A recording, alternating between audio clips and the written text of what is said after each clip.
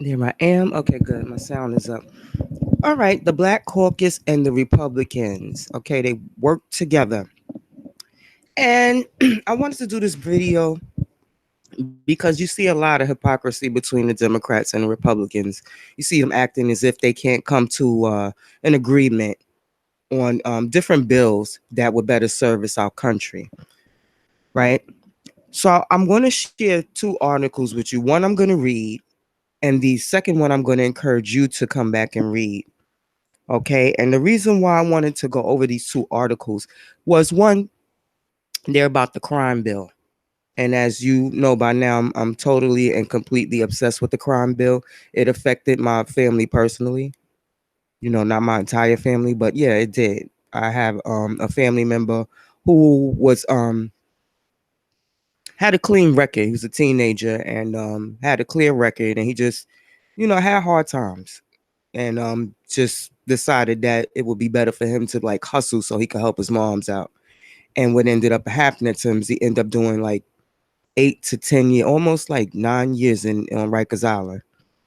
And that's a fact. I'm not going, put my family member name or who it is out there, but shouts out to you. You come across the video, I love you and everything. But it does something to your family when you lose family members like that. And I've had other people, cousins or whatever, and some of them may have warranted the prison time that they've gotten, but my this family member that I'm talking about, he definitely didn't warrant that. It was his first offense. He didn't even have a record. Did nothing wrong. Just got caught with a little bit of drugs, crack. So yeah, I like I said, Black Americans, I wanted to share this with you or whoever watches it truthfully. Just to, like, if you're a Democrat, just to give you another reason why you should leave that party. And I want to take you back into 1992, and I want to take you again to the Baltimore Sun, and there's an article there. There's an article there that pretty much, ooh, let me get out of here. Talks about the crime bill and the Black Caucus's role. Okay, so let's get to that. Yep, here we go. The Baltimore Sun, wake up with yeah, Baltimore Sun is still a good paper. Pretty good. Check them out. They try to stick to the facts. Um, the Black Caucus yields on crime bill. Washington. With the switch of at least 3 votes, the Congressional Black Caucus made clear yesterday that it would come to President Clinton's rescue on the crime bill.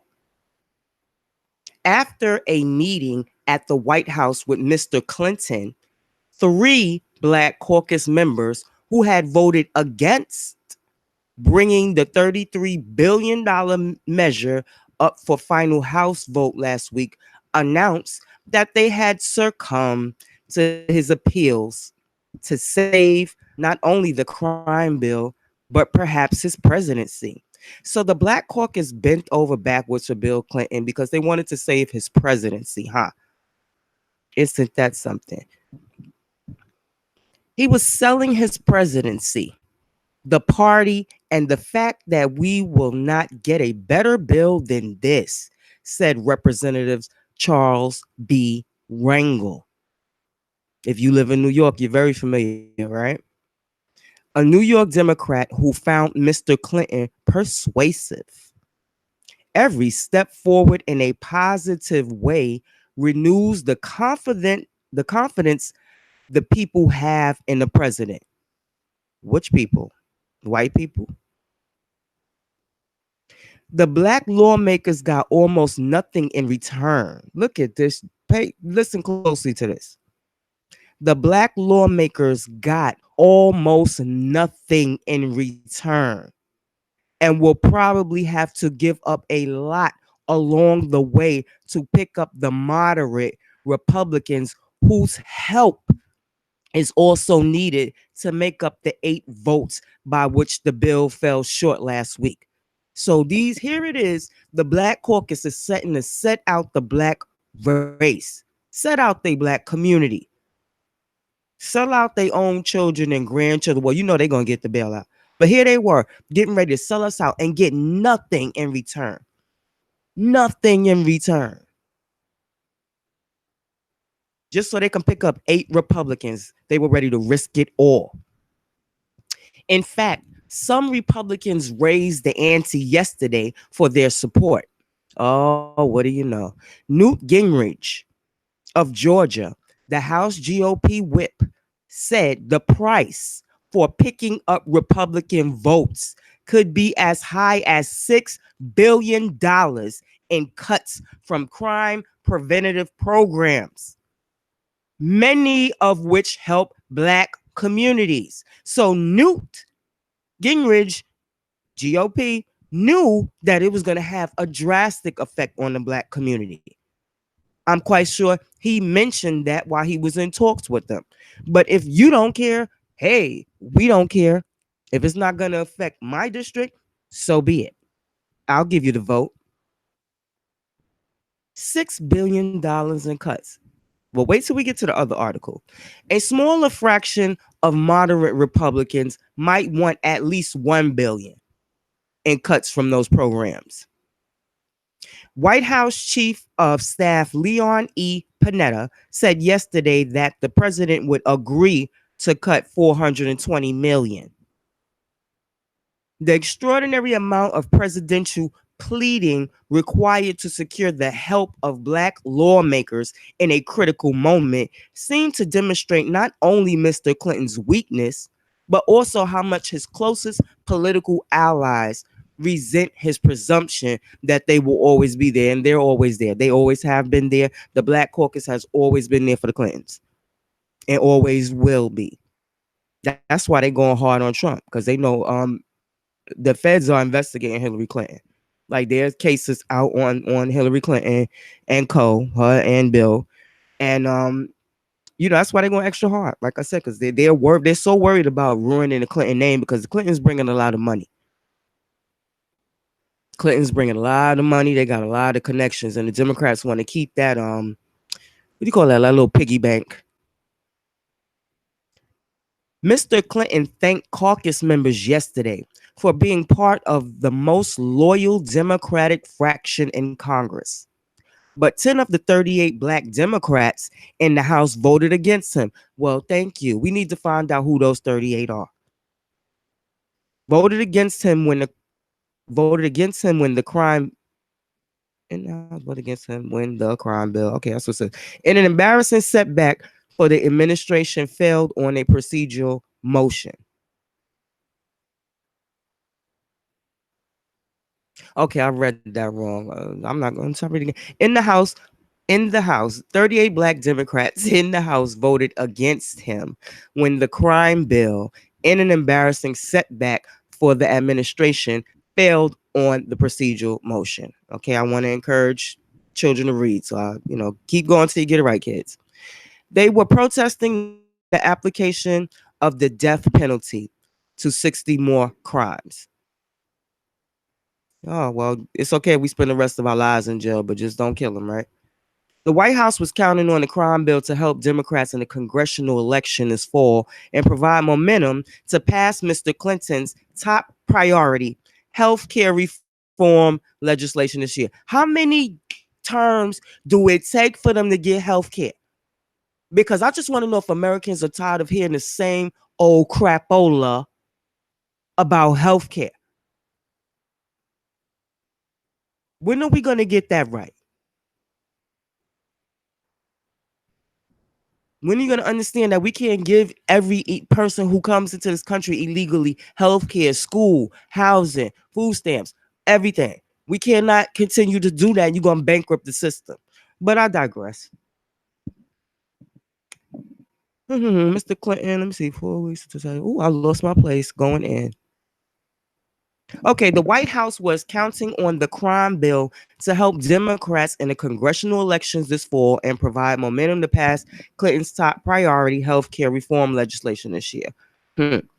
For weeks, the entire caucus had stalled final negotiations on a crime bill because Mr. Clinton could not win Senate agreement on a provision aimed at preventing racial bias in the use of the death penalty. This was the latest show of muscle by black lawmakers who are asserting themselves increasingly on issues such as Haiti. Oh yeah, you really did a good job for Haiti. Healthcare reform and the federal budget, not reparations. We don't like our position on issues to be automatically assumed before we even vote on it amongst ourselves, said Rep. Child Kiwisi Mufum, the Baltimore Democrat who chairs the Black Caucus. I don't know. With 38 Black House Democrats now, compared with just 26 before the 1992 election, the caucus is large enough to affect almost any bill. Look at the power they have. Yet the Clinton administration has many squeaky wheels to grease.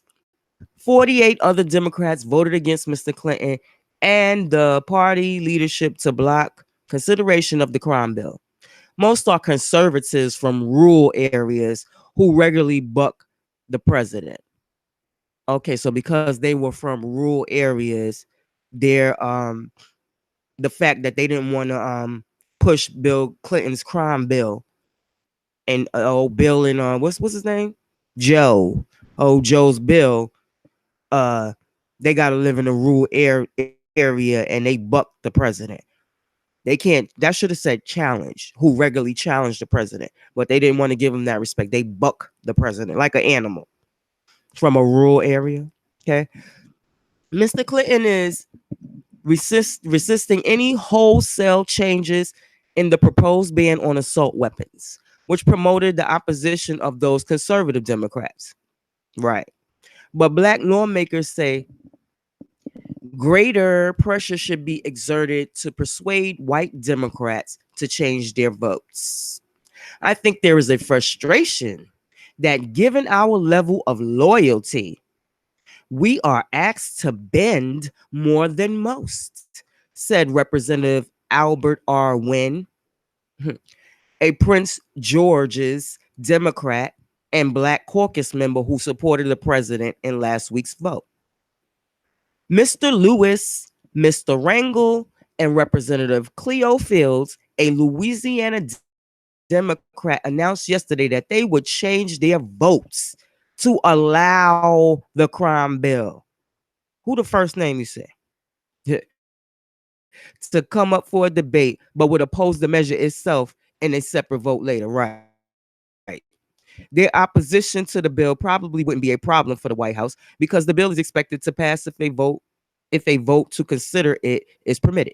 Most lawmakers don't want to be seen as voting against a crime bill, even though they might be comfortable blocking it on a procedural motion. Right, but they didn't want to get caught in public saying no, like we need another way for black people. Like we don't need to just lock them up. We did flood them with the crack, so we can't just turn around and lock them up after we done gave them the crack. Now we're going to turn around and tell them, yeah, you got to go to jail for 20 and 30 years for buying and using it. Yeah, we put it out there, but we didn't mean for it to spread through all of your communities, devastate your whole families, devastate people's whole lives, cause all type of horrors in the community. But that wasn't our intention. We're just trying to make a little money for this war. I don't even know if I want to read any more of this. Okay, okay, here we go right here. Mr. Mafum said support for the crime bill by the Black Caucus isn't just a favor for Mr. Clinton. We have put our stamp on this bill, he said, referring to the crime prevention programs, the assault weapons ban, and limits on use of the 3-time loser life sentences for repeat offenders. But didn't that go in anyway? How many brothers in Cali got that 3 strikes? That 3rd strike for something simple and went down anyway. This is written in 1994, guys, and if it's not in the description box, I'm gonna put it in there anyway. But this was from 1994. Those arguments mean little to black lawmakers like Rep. Bobby Scott, a Virginia Democrat who said he remained deeply opposed in principle to the death penalty provisions. My position isn't a political position, he said. I feel if you have a chance to stand up against racial injustice and don't do it, who will? Now we talking about a crime bill. What the anyway? Anyway, the question is how much excuse me. The question is how much Mr. Clinton and his allies must yield to pick up the remaining votes they need from conservative Democrats and Republicans. Mr. M. Fume guessed that one more black, one more, just give me one more black, please. One more black might change his vote to back the president. Mr. Lewis said he thought a few whites also would come along. I need me some whites here, Mr. Clinton. Here, you ain't got no whites. You ain't got no good white folk. But even the 11 moderate Republicans who voted with Mr. Clinton last week told him that their support isn't assured. The white people, the whites, and they were like, I don't know if I'm really messing with Bill like that. They didn't know. Representative Constance Marola of Montgomery County, who was among those 11 Republicans, estimated that $1 billion to $2 billion might have to be cut from preventive programs in the bill to capture most of the Republican moderates who support the assault weapons ban, and that the toughening of the criminal provisions was needed. Mayor Kurt L. Schmoke of Baltimore spoke somberly yesterday of the need for the $33 billion crime bill as he left his office to join a delegation of mayors and police chiefs lobbying on Capitol Hill for the crime bill, of course, because they all benefited from it. Mr. Schmoke, a Democrat, and if I said it wrong, big whoop, said he has worked for more than 3 years on the crime bill with other big city mayors. We're trying hard to explain to Congress that this is a matter that needs bipartisan support. He said it's essential. It's essential for Baltimore. The bill would provide funding to hire more police. I'm sorry, y'all. Every time I say that, how is that essential to a community?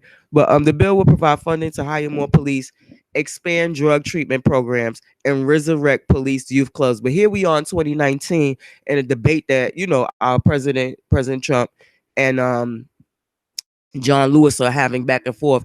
We can see, and people from Baltimore will tell you, that they didn't get any of this, all this extra drug program and all this. So they didn't really get any of that. And you could tell by the conditions today. But I wanted to bring you there because I just wanted to show you how kiss butt the Black Caucus is, and how they were, oh yeah, well, we don't want people to think we're always willing to bend, but yet they always were ready to bend when it came to us. They knew exactly what that bill was going to do to young Black youth, and they didn't care. So the next article I'm just going to take you over to, I encourage you to read this because I'm not, but what I wanted to point out were the cuts that they ended up making. They ended up making cuts to certain programs that were like keeping people off the streets. They had programs. I hate that. You know how when you don't read something then you can't find it, like when you're trying to just pick it out or whatever. Basically, you could come back and read it. And basically, they had a program called the Midnight Basketball Program. They had other drug prevention programs, drug treatment programs. They had some programs for the kids in the community. A few Republicans who wanted these cuts, they really felt like, okay, give the money to the community, let the community decide if they wanted the midnight basketball thing, because for some reason drug addicts entertaining themselves through midnight basketball got a lot of white people upset. They didn't like the fact that money was being spent in that area, but it was a positive thing because it kept them from thinking and worrying about crack at the moment. And back then, in those days, crackheads wasn't no joke. The people you see today that still smoke crack, they are like nice people, because back then those crackheads will cut your throat. They will rob your mama, your father, their mama and father after that, and whoever else. I don't know if the potency in crack has changed, but I'm telling you, I grew up. I grew up in the 80s. I was a kid in the 80s. The crack was no joke back then. You had to fear crackheads. You couldn't just sleep on a crackhead like, oh, that's a crackhead over here. You could not sleep on no crackheads because they would do it to you. So here was the source of them, having a little entertainment, keeping them occupied, and they cut that. And all the programs that went with it. And they cut a lot of programs secretly, like City Volunteer Corps. They cut that program. They cut a lot of programs that were helping inner city youth, especially Black and Puerto Ricans, because that's who was like here needing the help, here victims of the crack that they put out. It was like Black and Puerto Ricans at the time. I'm talking about the 80s. We haven't had this big influx of all of the illegals that we got coming in today. So we were doing well and benefiting from these programs. A lot of people, managed to get themselves off a crack and try to, have a second chance at life or whatever. And they gutted all those programs. So here's the chance. Here was the time that the Black Caucus, who are constantly telling you that the Republicans are racist, they racist, they racist, they racist. Here was a time they were willing to work with the quote unquote racists to throw us away, to strip programs that helped our community out. And he sat up there. They didn't fight for that because a lot of that got stripped, and they know it did. So, it's just a reflection on the same way they work with them then. They could work with the Republicans now to get something done about this border crisis. Because while they running around now, I guess they're going to switch up to healthcare because the think tanks have polled the immigration issues, and people, Americans, Native Americans, are really not feeling that. Or natural born citizens, however you want to say that, we're not feeling this illegal immigration. We're not feeling that because we're worried about the future of our children. So we definitely not feeling all this healthcare, Medicaid for all and all that. I mean, Medicare for all or whatever. Bankrupt. They don't already bankrupt Medicaid, y'all. In case you don't know, Medicaid is bankrupt. That's why they saying Medicare for all, and they're gonna bankrupt that too. And your grandmammy, your husband or your wife who's sick and might be younger but able to utilize Medicare will have nothing. But that wasn't about this. I just wanted to go over the fact that how hypocritical the Black Caucus is. They can come across that line and meet where it's beneficial for the people, but they're not interested in doing that. And I just also wanted Black people, whoever's Black, American Black, you come and you click on this video. I want you to see how they sold us out. See how it was done. Like again, I told you this article, they wrote this in 2014 because it was 20 years later. And they were apologetic in that article too. Please go back and read it. I'm gonna put it in the description box if it's not there. They were apologetic, but the shit that they was apologetic for, it was like, we're sorry that it took so much money from the programs that I was telling you about, the midnight basketball, drug prevention, and if they were so upset that it took money from that.